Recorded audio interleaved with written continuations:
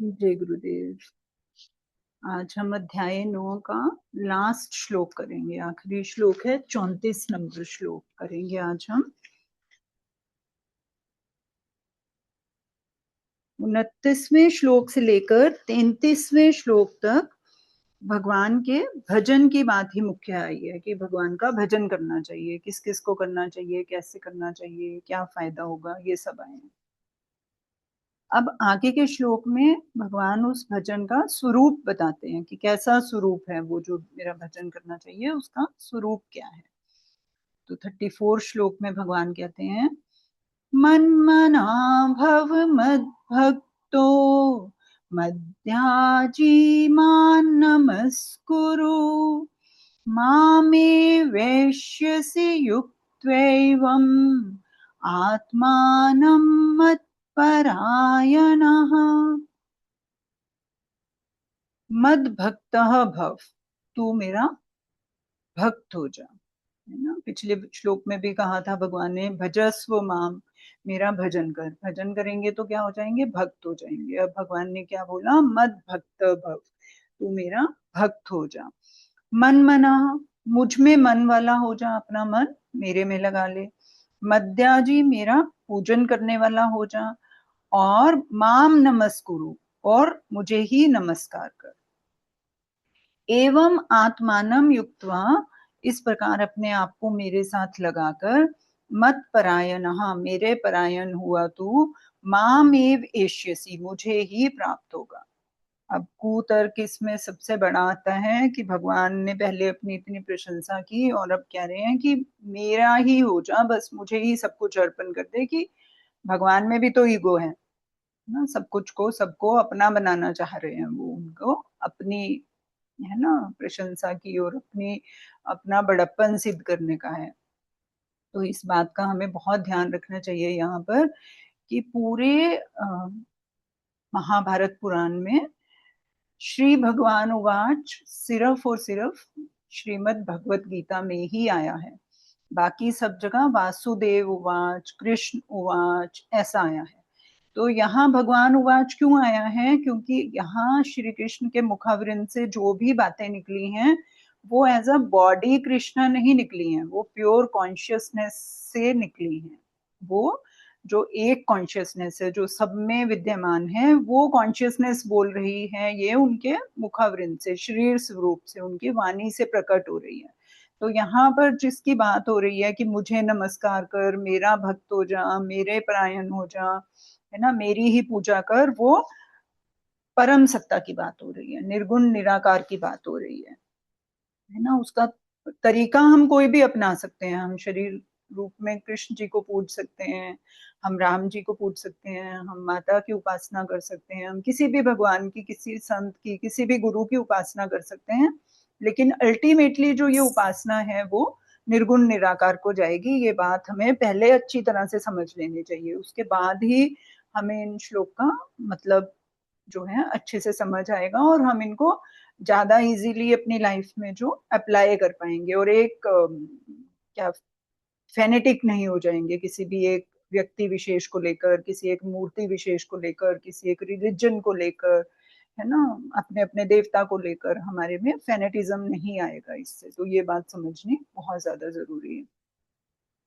तो इस श्लोक की व्याख्या क्या है कि अपने हृदय से बात वही कही जाती है जहां सुनने वाले के में कहने वाले के प्रति दोष दृष्टि ना हो, प्रत्युत आदर भाव हो। अब हम किससे बोलते ही चले जाते हैं। अब हमने देखा कि भगवान बोलते ही चले जा रहे हैं, कब से बोले जा रहे हैं। अर्जुन तो कुछ पूछ ही ना, बेचारा चुपचाप बैठा हुआ है, बोले जा रहे हैं, बोले जा रहे हैं, बोले जा रहे हैं। क्यों बोले जा रहे हैं, क्योंकि उनको पता है कि अर्जुन की दोष दृष्टि नहीं है और इसको समझ नहीं आ रहा। और जो तीसरी बात भगवान के निरंतर बोलने की है वो ये है कि वो उससे प्रेम करते हैं, उसका उद्धार चाहते हैं। तो जिसका हम उद्धार चाहते हैं, जिसको हम प्रेम करते हैं और हमें पता है कि सुन तो रहा है, वो मानेगा नहीं मानेगा बाद में देखेंगे, पर अभी सुन तो रहा है, समझने की कोशिश तो कर रहे हैं। तो हमने अपनी लाइफ में भी अनुभव किया है कि हम उसको बताते जाते हैं कि ऐसे कर लो, ऐसे कर लो, ऐसे कर लो, है ना, ये ठीक है, ये ठीक है। तो अर्जुन क्योंकि दोष दृष्टि से रहित है, भगवान ने उसको पहले कहा भी था, अनसूये वे, तुम दोष नहीं देखते हो, अनुसूया हो, इसी कारण भगवान जो है यहाँ अर्जुन के सामने अपने हृदय की गोपनीय बात कह रहे हैं। क्या कह रहे हैं भगवान? मद भक्ता, मेरा भक्त हो जा। कहने का तात्पर्य है कि तू केवल मेरे साथ ही अपनापन कर, केवल मेरे साथ ही संबंध जोड़, जो कि अनादिकाल से स्वतः सिद्ध है। केवल भूल से ही शरीर और संसार के साथ अपना संबंध मान रखा है, अर्थात मैं अमुक वर्ण का हूँ, अमुक आश्रम का हूँ, अमुक संप्रदाय का हूँ, अमुक नाम वाला हूँ। इस प्रकार वर्ण आश्रम आदि को अपनी अहमता में मान रखा है। इसलिए अब असत रूप से बनी हुई अवास्तविक अहमता को वास्तविक सत रूप में बदल दे कि मैं तुम्हारा हूं और तुम मेरे हो। फिर तेरा मेरे साथ स्वाभाविक ही अपनापन हो जाएगा, जो कि वास्तव में पहले से ही है। मन मना भव, मन वही लगता है जहां अपनापन होता है, प्रियता होती है। तेरा मेरे साथ जो अखंड संबंध है उसको मैं तो नहीं भूल सकता, पर तू भूल सकता है। इसलिए तेरे को मेरे में मन वाला हो जा, ऐसा कहना पड़ता है ना। मध्या जी, मेरा पूजन करने वाला हो, अर्थात तो खाना पीना सोना जगना आना जाना काम धंधा करना आदि जो कुछ भी क्रियाएं करता है, वह सब की सब मेरी पूजा के रूप में ही कर, उन सबको मेरी पूजा ही समझ। माम नमस्कुरु, मेरे को ही नमस्कार कर। कहने का तात्पर्य यह है कि मेरा जो कुछ अनुकूल प्रतिकूल या सामान्य विधान हो उसमें तू परम प्रसन्न रहे। मैं चाहे तेरे मन और मान्यता से सर्वथा विरुद्ध फैसला दूं तो भी तू उसमें प्रसन्न रहे।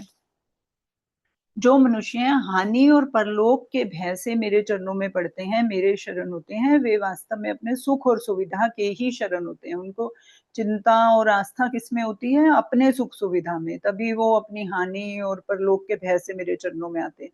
वो एक्चुअल में मेरी शरण नहीं होते हैं, वो अपनी सुख सुविधा के शरण होते हैं। जैसे डॉगी को वॉक हम करा रहे होते हैं तो हम उसके नौकर होते हैं, वो जिधर को चल रहा होता है हमें उसके पीछे पीछे चलना पड़ता है। इसी तरह हम सुख सुविधाओं के पीछे चलकर भगवान के पांव में पड़े हैं कि हमें ये दे दो, तो हम वास्तव में गुलाम हुए सुख और सुविधा के। मेरे शरण होने पर किसी से कुछ भी सुख सुविधा पाने की इच्छा ही अगर होती है तो वो मेरे शरणागत कहाँ ही हुआ। कारण कि वह जब तक कुछ ना कुछ सुख सुविधा चाहता है तब तक वह अपना कुछ स्वतंत्र अस्तित्व मान रहा है। मेरे को चाहिए कि मतलब मैं अलग हूँ, भगवान अलग है, भगवान मेरे को कुछ दे देंगे। खुद से खुद को तो कुछ मांगा ही नहीं जा सकता है ना। फिर कहते हैं कि वास्तव में मेरे चरणों में पड़ा हुआ वही माना जाता है जो अपनी कुछ भी मान्यता न रखकर मेरी मर्जी में अपने मन को मिला देता है। उसमें मेरे से ही नहीं प्रत्युत संसार मात्र से भी अपनी सुख सुविधा सम्मान की किंचित गंध मात्र भी नहीं रहती। अनुकूलता प्रतिकूलता का ज्ञान होने पर भी उस पर कोई भी कुछ असर नहीं होता। अर्थात मेरे द्वारा कोई अनुकूल प्रतिकूल घटना घटती है तो मेरे परायण रहने वाले भक्त की उस घटना में विषमता नहीं होती। अनुकूल प्रतिकूल का ज्ञान होने पर भी वह घटना उसको दो रूप से नहीं दिखती, प्रत्युत मेरी कृपा रूप से ही दिखती है। ये हम पहले भी बहुत बार डिस्कस कर चुके हैं ना। अनुकूल परिस्थिति में वो सेवा करता है और प्रतिकूल परिस्थिति में भगवान की और प्रार्थना करता है, प्रेयर करता है। तो उसको तो सब में कृपा ही दिखती है कि जो आप कर रहे हो भगवान वो सही कर रहे हो, मेरे लिए सही है, इस जीवात्मा के लिए सही है जो आप कर रहे हो, उसको इतना पता है। तो मेरा किया हुआ विधान चाहे शरीर के अनुकूल हो चाहे प्रतिकूल हो, मेरे विधान से कैसी भी घटना घटे उसको मेरा दिया हुआ प्रसाद मानकर परम प्रसन्न रहना चाहिए। अगर मन के प्रतिकूल से प्रतिकूल घटना घटती है तो उसमें विशेष कृपा माननी चाहिए, क्योंकि उस घटना में उसकी सम्मति नहीं है। अनुकूल घटना में उसकी जितने अंश में सम्मति हो जाती है उतने अंश में वह घटना उसके लिए अपवित्र हो जाती है। परंतु प्रतिकूल घटना में केवल मेरा ही किया हुआ शुद्ध विधान होता है। इस बात को लेकर उसको परम प्रसन्न होना चाहिए। मनुष्य प्रतिकूल घटना को चाहता नहीं है, करता नहीं और उसमें उसका अनुमोदन भी नहीं रहता, फिर भी ऐसी घटना घटती है। तो उस घटना को उपस्थित करने में कोई भी निमित्त क्यों ना बने, वह भले ही किसी को भी निमित्त क्यों ना मान ले, पर वास्तव में उस घटना को घटाने में मेरा ही हाथ है, मेरी ही मर्जी है ना। कोई भी मनुष्य नहीं चाहता कि हमारे पास विपरीत परिस्थितियां आए, ना वो ऐसा कोई काम बुद्धि से तो नहीं करता कि उसके लिए नुकसान हो, है ना, और उसका कोई अनुमोदन भी नहीं करता, उसको प्रस्तावित भी नहीं करता, उसको सेकंड भी नहीं करता कि मैं इसको सेकंड करता हूँ इस बात को कि प्रतिकूल इसका रिजल्ट आए, ऐसा नहीं चाहता। लेकिन कुछ ना कुछ कारण बन जाता है कि वो घटना, व्यक्ति, वस्तु, परिस्थिति जो है हमारे प्रतिकूल हो जाती है, हमारे लिए लाभकारी नहीं होती। तो भगवान कहते हैं चाहे मानो उसके पीछे कारण कोई भी, किसी को भी उसका रिस्पॉन्सिबिलिटी दे दो कि उसके कारण ऐसा हुआ, इस ये घटना ऐसी थी इसलिए ऐसा हुआ, है ना, ये व्यक्ति ऐसा था इसलिए ये गलत हो गया, ये सिचुएशन ऐसी थी इसलिए ऐसा हो गया, कुछ भी करते रहो, लेकिन वास्तव में वो मेरी मर्जी से होता है, भगवान कहते हैं।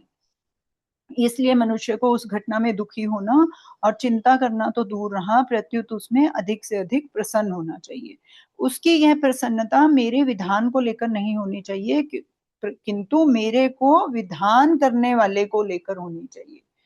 मतलब व्यक्ति, वस्तु, परिस्थिति के ऊपर हमारी दृष्टि नहीं रहनी चाहिए कि ये करना शुरू कर दो कि प्रतिकूल परिस्थिति आ गई तो आप खुश होना शुरू कर दो कि वाह, है ना, ये कोई मर गया तो जाकर बोले बहुत अच्छा हुआ जी, शरीर छूट गया, है ना, that we should not do. तो उसमें हमें जो सिचुएशन है, जो प्रतिकूल परिस्थिति है, उससे प्रसन्न नहीं होना चाहिए।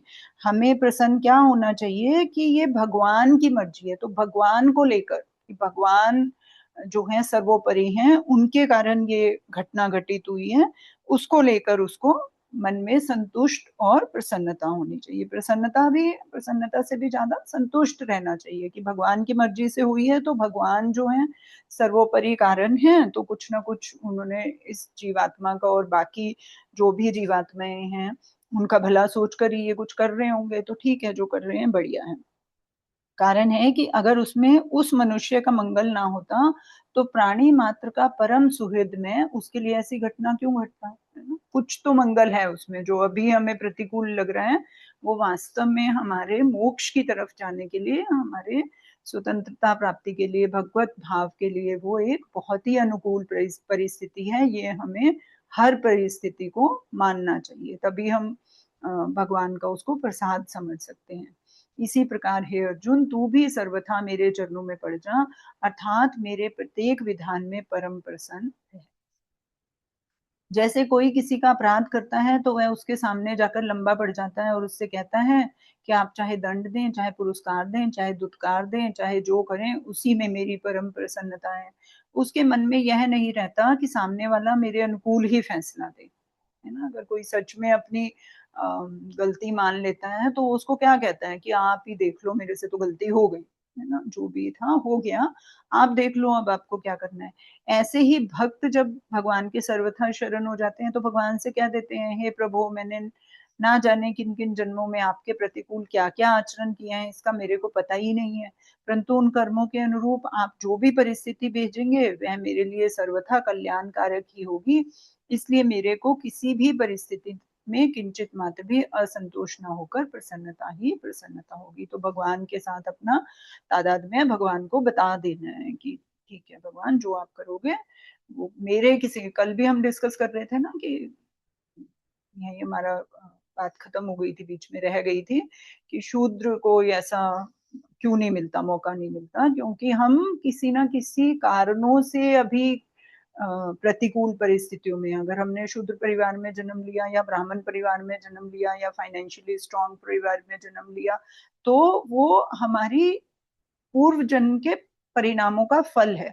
या फिर फाइनेंशियली स्ट्रांग परिवार में नहीं भी जन्म लिया लेकिन हमें इतनी काबिलियत मिल गई कि हम अब फाइनेंशियली स्ट्रांग हो गए हैं, ये भी हमारे पूर्व जन्मों का फल है कि हमें बुद्धि, हर कोई को उस लेवल पे तो इतनी सामर्थ्य नहीं मिली बुद्धि से, या क्रिया शक्ति नहीं मिली, या अनुकूल परिस्थितियां नहीं मिली, या कुछ तो नहीं मिला, सब तो वहां नहीं पहुंचे, तो हम पहुंच गए हैं। तो ये वास्तव में जो अभी हमारे साथ कुछ चीजें जो डेस्टिनी से हम कह रहे हैं हो रही हैं, वो पूर्व जन्मों के फल के कारण हो रही हैं, कुछ अनुकूल हो रही हैं और कुछ प्रतिकूल हो रही हैं।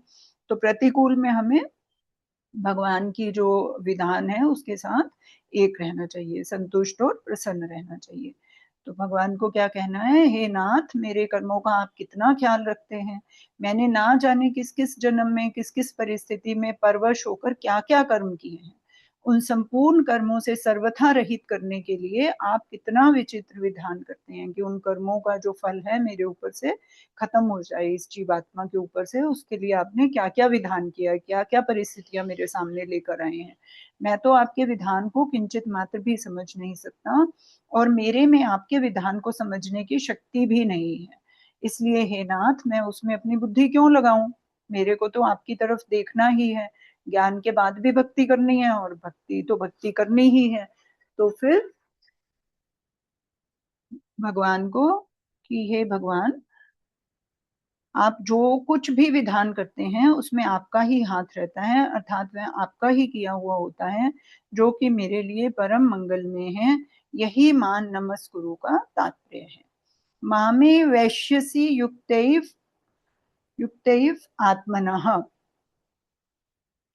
मत परायण। यहाँ एवं का तात्पर्य है कि मत भक्त से तू स्वयं मेरे ही अर्पित हो गया, मन मना से तेरा अंतःकरण मेरे परायण हो गया, मध्या जी से तेरी सारी क्रियाएं और पदार्थ मेरी पूजा सामग्री बन गए, और मान नमस्कुरु से तेरा शरीर मेरे चरणों के अर्पित हो गया। इस प्रकार मेरे परायण हुआ, तू मेरे को ही प्राप्त होगा। 7 लेयर्स ऑफ एग्जिस्टेंस हमने पढ़ी, शरीर, प्राणा, मन, बुद्धि, चित्त, अहंकार, है ना। तो मन शरीर हो गया, हमने भगवान की पूजा में लगा दिया। प्राणा से क्या कर रहे हैं हम? क्रिया शक्ति कर रहे हैं, तो वो क्रिया शक्ति हमने जो थी अपनी भगवान को अर्पित कर दी, मन दे दिया, है ना। फिर बुद्धि से हमने बुद्धि को छोड़ ही दिया कि बुद्धि से तो हम भगवान को पा ही नहीं सकते हैं, तो इसको तो एक किनारे रख दो। ठीक है, समझने के लिए समझ लो व्यवहारिक बातें कि कैसे भगवान ने संसार को रचा, उतना समझ लो बस। उसके बाद ज्ञान बंद हो गया डिब्बे में एक, है ना। तो फिर उसके बाद क्या रह गया? चित्त रह गया, मेमोरी रह गई। तो मेमोरी से हमारी मेमोरी में क्या आता रहता है? सब यही सांसारिक बातें। उनको निकाल कर क्या? भगवान की भक्ति गाथाएं, पौराणिक स्टोरीज, है ना, भगवत लीला, भजन, ये सब आ गए। और फिर बुद्धि हमने छोड़ दी, चित्त छोड़ दिया। हम तो हम पहले ही दे चुके हैं कि मैं भगवान का हूँ और भगवान मेरे हैं। तो जो एक जिसको हम आज एग्जिस्टेंस मान रहे हैं अपनी, उस सारी की सारी एग्जिस्टेंस को हमने भगवान के अर्पित कर दिया। फिर कहते हैं युक्तैव आत्मानम, अपने आप को मेरे में लगाकर कहने का तात्पर्य यह हुआ कि मैं भगवान का ही हूँ। ऐसी अपनी अहमता का परिवर्तन होने पर शरीर, इंद्रियां, मन, बुद्धि, पदार्थ, क्रिया, ये सब के सब मेरे में ही लग जाएंगे। इसी का नाम शरणागति है, इसी को शरणागति कहते हैं। सब कुछ जो भी है जिसको हम अपना मानते हैं, अपना एग्जिस्टेंस मानते हैं, वो भगवान का मानकर हम जो है उसके साथ उस तरीके से व्यवहार कर रहे हैं कि ये भगवान का है। ऐसी शरणागति होने पर मेरी प्राप्ति होगी ही, इसमें संदेह नहीं है। मेरी प्राप्ति में संदेह वही होता है जहां मेरे सिवाय दूसरे की कामना है, आदर है, महत्व, बुद्धि है। कारण कि कामना, महत्व, बुद्धि, आसक्ति आदि होने पर सब जगह परिपूर्ण रहते हुए भी मेरी प्राप्ति नहीं होती, ना।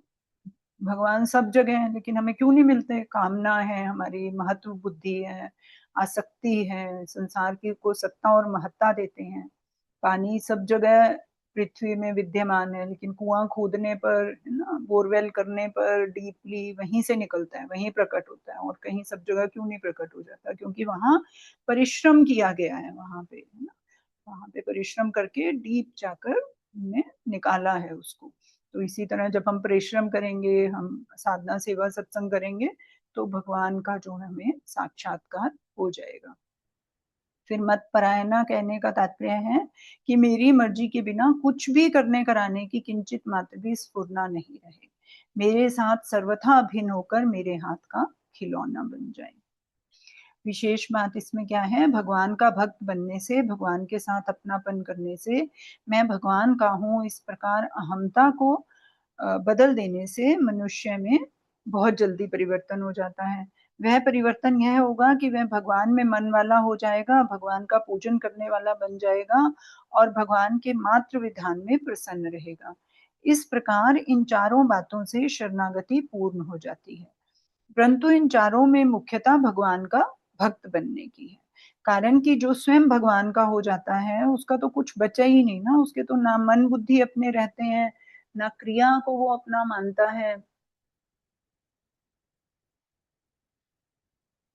ना पदार्थ अपने हैं और ना शरीर अपना रहता है। तात्पर्य यह है कि लौकिक दृष्टि में जो अपनी कहलाने वाली चीजें हैं, क्या है लौकिक दृष्टि की चीजें जो उत्पन्न होंगी और नष्ट होंगी, उनमें से कोई भी चीज उसको पता चल जाता है कि ये अपनी नहीं है। अब मन क्या है हमारा, मन भी उत्पन्न होने, मन विचारों की एक श्रृंखला है ना। तो मन का वैसे कोई ऐसे जैसे शरीर एक चीज है, मन नाम की कोई चीज नहीं है ऐसा। मन सिर्फ विचारों के आने जाने को हमने मन बोल दिया। तो वो मन क्या है, अनित्य है, वो भी उत्पन्न और नष्ट होने वाला है, क्योंकि विचार उत्पन्न और नष्ट होते हैं। तो वो जो जैसा होता है उसी की तरफ आकर्षित होता है। अब मन किस तरफ आकर्षित होगा, संसार की तरफ, क्योंकि संसार भी उत्पन्न और नष्ट होने वाला है। इसीलिए मन जो है हमारा स्वाभाविक तरीके से संसार की व्यक्ति वस्तु परिस्थिति की तरफ आकर्षित होता है। क्यों होता है, क्योंकि ये सब चीजें उत्पन्न और नष्ट होने वाली हैं, आने और जाने वाली हैं। बुद्धि जो है हमारी वो भी इसी को, मन को संभालती रहती है, तो आने और जाने वाली है, ठीक और गलत हो जाती है। सिर्फ एक अहम है इसके अंदर। चित्त भी चेंज होता रहता है, उसमें भी मेमोरी आती जाती रहती है। शरीर तो पता ही है, हमने देख लिया, कभी मर रहा है कोई, मर रहा है कोई, जी रहा है ना, शरीर आ जा रहा है। प्राणा चेंज होते रहते हैं, कभी कोई प्राणा गड़बड़ है, कभी कोई प्राणा, पंच वायु जो हमारी है उसमें से कुछ ना कुछ उल्टा पल्टा होता ही रहता है ना, वो स्वाभाविक नियम है इन सब का। सिर्फ एक अहम है जो कि चेतना का पार्ट है, जो कि सच्चित आनंद का पार्ट है। तो उस अहम को अगर हम भगवान को दे देंगे तो फिर हमारा नित्य की तरफ दृष्टि रहेगी, फिर हमारा जो है अनित्य की तरफ, जो संसारिक चीजें हैं, लौकिक चीजें हैं, उत्पन्न और विनाश होने वाली चीजें हैं, वो उनकी तरफ हमारा कोई, उनकी सत्ता महत्ता नहीं रहेगी, उनकी कोई हम तरफ हमारा ध्यान ज्यादा नहीं खींचेगा, कुछ नहीं होगा। तो स्वयं को अर्पित करना है, अहम को भगवान को अर्पित कर देने से बाकी सब चीजें प्राकृतिक चीजें हैं जो अपने आप ही भगवान की हो जाएंगी। उनमें से अपनी ममता उठ जाती है, उनमें ममता करना गलती थी, वो गलती हमारी सर्वथा मिट जाती है। फिर है कि मनुष्य संसार के साथ कितनी ही एकता मान ले तो भी संसार को नहीं जान सकते। ऐसे शरीर के साथ कितनी ही अभिन्नता मान ले तो भी शरीर के साथ एक नहीं हो सकते और जान भी नहीं सकते, है ना। संसार को कितना ही हम मान लें, कि हम मान लेते हैं कि हम तो भगवान में विश्वास नहीं करते हैं, हम तो मटेरियल हैं, हम ये शरीर है, बस शरीर के साथ ही खत्म, हमें नहीं पता उसके बाद का। तो हम कितना संसार को जानने की, मॉलिक्यूल लेवल पे, अणु लेवल पे, परमाणु लेवल पे तरंग बन गई है ना, इतनी विविध चीजें हैं। किसी भी साइंटिफिक दृष्टि से हम संसार को पूरा कभी भी नहीं जान सकते। ऐसे ही शरीर को कितना ही मान लें कि हम शरीर हमारे साथ हैं, हम शरीर हैं, मेरा शरीर है, मेरी शरीर के साथ एकता है, अभी मैं और शरीर एक ही है, अलग है ही नहीं। लेकिन फिर भी ना हम शरीर के साथ एक हो सकते हैं और ना ही हम शरीर को पूरी तरह से जान सकते हैं। कोई कितना भी शरीर को ठीक रखने की कोशिश कर ले, नहीं रह सकता, क्योंकि वो रहने वाली चीज ही नहीं है। थोड़ा हम काम चलाऊ रखें, इतना बस कर सकते हैं हम, दैट इज आर, हमारा वो धर्म भी है उसको रखना, कि हम उसको स्वस्थ रखें, हम उसको अपनी कोशिश के अनुसार, है ना, ऐसे रखें कि बेड पे नहीं पड़े, अपने लिए भी उपयोगी हो और दूसरों के भी काम आ सके, इस कंडीशन में रखें, वहां तक तो ठीक है। लेकिन हम सोचें उसको परफेक्ट स्थिति में हम हमेशा रख सकें, इट्स नॉट पॉसिबल, है ना। फिर कहते हैं कि शरीर और संसार को कैसे जान सकते हैं, फिर हम इस चीज का मतलब तो जान ही नहीं सकते। जब हम उनसे अलग हो जाएंगे, जब हम अब इनको अलग मान लेंगे ना, तब हम उसको, जब तक हम देखो शरीर को जानते हैं, शरीर के साथ एकता मानते हैं, तब तक हम शरीर की कार्य प्रणाली को भी उतने अच्छे से नहीं जान सकते। जब हम उससे अलग हो जाते हैं, जब हम मन से अलग हो जाते हैं, हम को हटा लेते हैं, तब हम बेटर तरीके से और इजियर वे में उनको जान सकते हैं। इस रीति से परमात्मा से अलग रहते हुए परमात्मा को यथार्थ रूप से नहीं जान सकते। परमात्मा को तो वही जान सकते हैं जो परमात्मा से एक हो गए। अब परमात्मा के साथ उल्टा है ये चक्कर, परमात्मा से अलग रहकर हम उसको नहीं जान सकते। परमात्मा को तब जान सकते हैं जब हम उसके साथ एक रूप हो जाएंगे, अर्थात जिन्होंने मैं और मेरापन सर्वथा भगवान के समर्पित कर दिया है। मैं और मेरापन तो दूर रहा, मैं और मेरेपन की गंध भी अपने में ना रहे, मैं कुछ हूँ, मेरा कुछ सिद्धांत है, मेरी कुछ मान्यता है, ऐसा कुछ भी बाकी ना रहे। जैसे प्राणी शरीर के साथ एकता मान लेता है, जो स्वाभाविक ही शरीर का सुख दुख अपना सुख दुख दिखता है, फिर उसको शरीर से अलग अपने अस्तित्व का भान ही नहीं होता, ऐसे ही भगवान के साथ अपनी स्वतः सिद्ध एकता का अनुभव होने पर भक्त का अपना किंचित मात्र भी अलग अस्तित्व नहीं होता। जैसे संसार में भगवान की मर्जी से जो कुछ परिवर्तन होता है उसका भक्त पर असर नहीं पड़ता, ऐसे ही उसके स्थूल सूक्ष्म और कारण शरीर में जो कुछ परिवर्तन होता है उसका भी उसके ऊपर कोई असर नहीं पड़ता, होता रहे जो हो रहा है, मैं मेरा तो नहीं है, ये शरीर मेरा तो नहीं है, ये मन मेरा तो नहीं है ना, तो उसको कोई असर नहीं होता, वो भगवान के साथ अपनी एकता में अपने सच्चित आनंद स्वरूप में स्थिर और स्थित रहता है।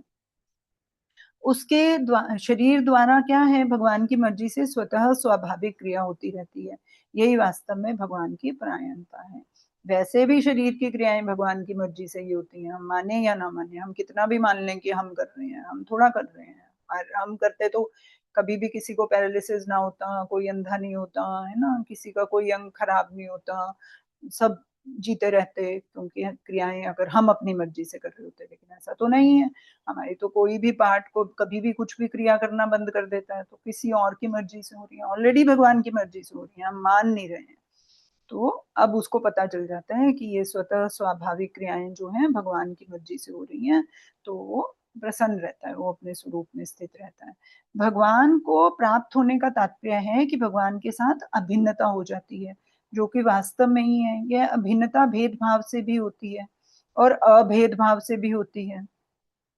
जैसे श्री जी की भगवान श्री कृष्ण के साथ अभिन्नता है, मूल में भगवान श्री कृष्ण ही श्री जी और श्री कृष्ण इन दो रूपों में प्रकट हुए हैं, दो रूपों में होते हुए भी श्री जी भगवान से भिन्न नहीं है और भगवान श्री जी से भिन्न नहीं है, परंतु परस्पर रस प्रेम का आदान प्रदान करने के लिए उनमें योग और वियोग की लीला होती रहती है। वास्तव में उनके योग में भी वियोग है और वियोग में भी योग है, अर्थात योग से वियोग और वियोग से योग पुष्ट होता रहता है, जिसमें अनिर्वचनीय प्रेम की वृद्धि होती है। इस अनिर्वचनीय और प्रतिक्षण वर्धमान प्रेम को प्राप्त हो जाना ही भगवान को प्राप्त हो जाना है ना, जैसे राधा और कृष्ण दो अलग नहीं है, ऐसे भी जिस जो एक्चुअल में स्वयं है, मैं है, जीवात्मा है और भगवान है, वो अलग नहीं है, दोनों एक ही हैं, दो रूप में प्रकट हुए हैं। अब राधा जी ने कृष्ण को अपना स्वरूप माने रखा जब तक वो शरीर में रहे, तो कृष्ण शरीर स्वरूप को उन्होंने अपना माने रखा, और जीवात्मा की गड़बड़ ये है कि उन्होंने जो शरीर धारण किया उसको ही मैं मान लिया, उसको ही अपना मान लिया, इसलिए जो है वो उस प्रेम का अनुभव ही नहीं कर पाती राधा जी, क्योंकि उन्हीं का पार्ट माने रखा, मानने से ही सब कुछ है, तो वो पूरी लाइफ लॉन्ग जब तक शरीर में रही वो शक्ति, वो भगवत स्वरूप का आनंद लेती रही, प्रेम का आनंद लेती रही, तो यही क्रक्स है इसका। अब 7वें और 9वें अध्याय के विषय की एकता है ना, अब ये कह रहे हैं कि जो 7th एंड 9th चैप्टर है, 7th जो हम पढ़ चुके हैं, 9 भी आज हमारा खत्म हो गया, दोनों के विषय में एकता है। अब हम कल जो है इसके विषय की एकता को पढ़ेंगे और 9वें अध्याय के सार को देखेंगे, तो फिर हमारा ये चैप्टर जो है खत्म हो जाएगा और फिर हम 10th चैप्टर जो है शुरू करेंगे। ठीक है जी, किसी को कुछ ऐड करना है आज की श्लोका के बारे में या अदरवाइज और कुछ? We just have 1 minute only. जय गुरुदेव। जय गुरुदेव अनिल जी। हाँ भाई, कंप्लीट सरेंडर, मतलब कि प्रभु को कंप्लीट सरेंडर ही करना है हमें। यस, अहमता का सरेंडर करना है, बाकी चीजें जो है अपने आप हो करना है। That is important. बाकी हम सार करेंगे चैप्टर का, फिर हम्म उसमें हम्म हम्म। थोड़ा और देखेंगे, कुछ और टेक अवे निकल कर आता है, तो we will discuss takeaways of 9th chapter also, क्या हमें पालन करना है इस चैप्टर से। ठीक है जी, फिर कल मिलते हैं हम। जय गुरुदेव। जय गुरुदेव।